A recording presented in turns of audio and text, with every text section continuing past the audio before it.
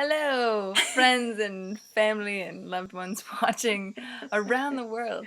Around the world. Today is Saturday, July 21st, 2012, and we're doing our post a bit late tonight. It's already 9 o'clock. That's pretty late for landlocked island time. That is about as late as we go. Yeah. We will be promptly heading to bed right after this post, as it has been dark for a while now. And we usually wake up at like 6 o'clock. Yeah, 6. To catch the sunlight. Yeah, exactly.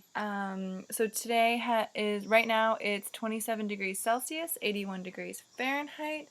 We didn't have a thunderstorm today. We didn't. We heard zero thunder. I saw a little bit of lightning really far off, but yeah, it was kind of strange. No rain.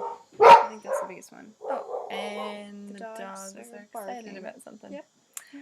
It might be the giant man-eating bug that I saw outside. Could be. Seriously, it was a man big or bug. dog-eating bug. Yeah. Just kidding. But yeah, we actually want to take a second on this blog this log, to kind of talk about just the gratitude that we're experiencing here, or that I'm experiencing here. I'll talk for myself. Definitely. Yes. Me too. Count me in on that. Yes. Just today was a day that was a pretty amazing reminder of just how grateful I am to be where I am in Panama and kind of the space that I'm in.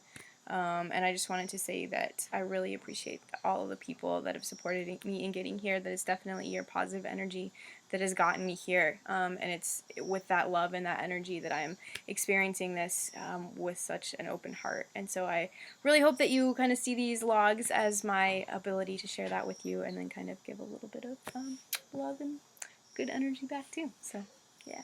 Yeah, I've definitely been feeling really grateful too, and I brought some of my old journals up here with me, and I realized that it's been 10 years now that I have been writing a gratitude journal, and I think that's just a really awesome addition to my life. And I didn't keep it up every single day, but it kind of gets me into that mentality of really, really being grateful for everything I have. And I think Jen and I have been in a really big space of just being so grateful for the community around here that has welcomed us so warmly, such open arms.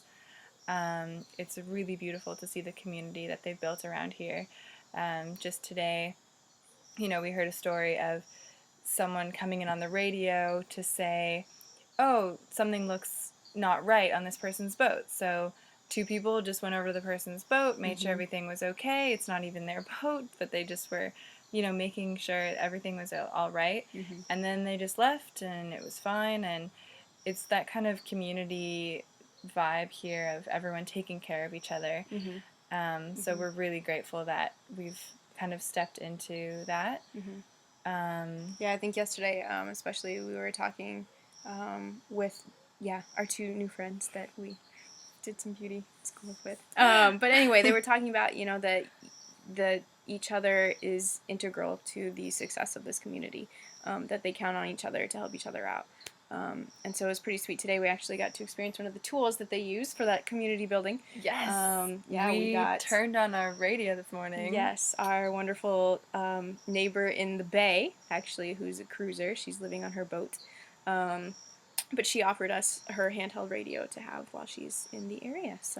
And unfortunately, the radio show is broadcasted by 2 people, and one person happens to be on the other side of the hill, so we could only hear one part because our radio doesn't reach that far. Yeah. So it was like, oh, back to you, Bob, and it's like silence. No, Bob. Bob's saying something brilliant right now. We thought it was something wrong with our radio, but it's just the distance. It only reaches so far. But we did get some trivia, and we got some reports of the tides and the weather and all that. So it's kind of cool. And then heard people talking back and forth and stuff. So yeah. It was very tempting to kind of, when they said, like, switch up to, like, their own private conversation, you could just listen in if you want to. So maybe when we're really, just bored on the porch, we'll jump in. So after the radio show today, we were invited over to Mary's. Yes. Oh, that was so great. And we started with a sweet walk around a new hectare, I think she said. Yeah. Was the plot of land. It was oh, it was just so cool. Like Yeah. these giant, giant, giant trees and giant bugs Mhm. as well. Mhm. We saw cacao pods. Mhm. Lots of spiders. And Lots their of spiders. magnificent webs. Yeah, there was, Yeah. I think my friend Tara will really like this. There was one spider that made a web, but it made a perfect circle, and then inside was a little tiny dot. And that's a special symbol. I can't remember exactly what it's called right now. But I was really surprised that a spider had made not like the usual web that kind of has like a specific symbol, but it was like a circle and then like a dot in the center, which was really neat. We made a fruit smoothie. We did. When we came It home. was delicious. Yeah, we used that weird dragon fruit thing that we showed you with the egg. Yeah. And the lime orange grapefruit. Yeah, that was fantastic. Yep, so good. And the bananas. And the banana, yeah. And together it was just amazing. Yeah, it all worked out really well. We put half of it in the freezer to make popsicles for a later date. Probably tomorrow. What else do we want to talk about? Yeah, we met a guy today who has been traveling around for 15 months. He has himself a completely wind-powered sailboat, meaning he doesn't have an external board motor, and that's partly because he actually wouldn't be able to fit it on his boat.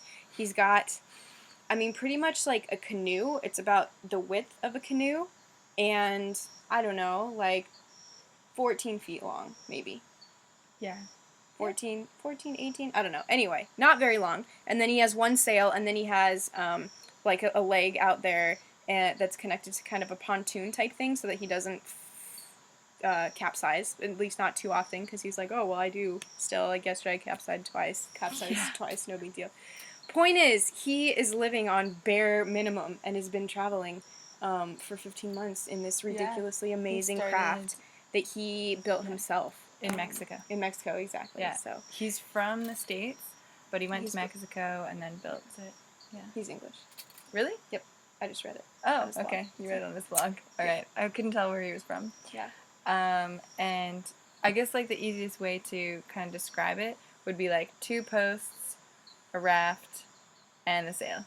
Yep. And that's it. That's it. Inside the canoe part is like a hollowed out circle to fit like there's 3 of them, so there's like 3 plastic tubs, and that's where he keeps his stuff, and that's it. Yeah. So it's just another character that we're learning about, and just amazing. Like, yeah, I thought it was just really cool to see his setup. Oh, which is called a panga. Panga. Yeah. Panga, also known as a lancha. Yeah, we've been learning all sorts of new words. Yes. And sailing terms. Like, how much do you draw? Oh, it depends. If I have 1 keel, in which case it would be about 8 feet, or 2 keels, also known as a catamaran boat, which would be about 3 feet.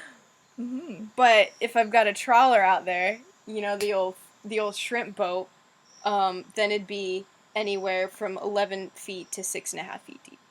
And that means how much your boat is underneath the water level. Yes. So this was the first time that a sailboat was actually able to tie to the dock because it doesn't have anything underneath it, basically.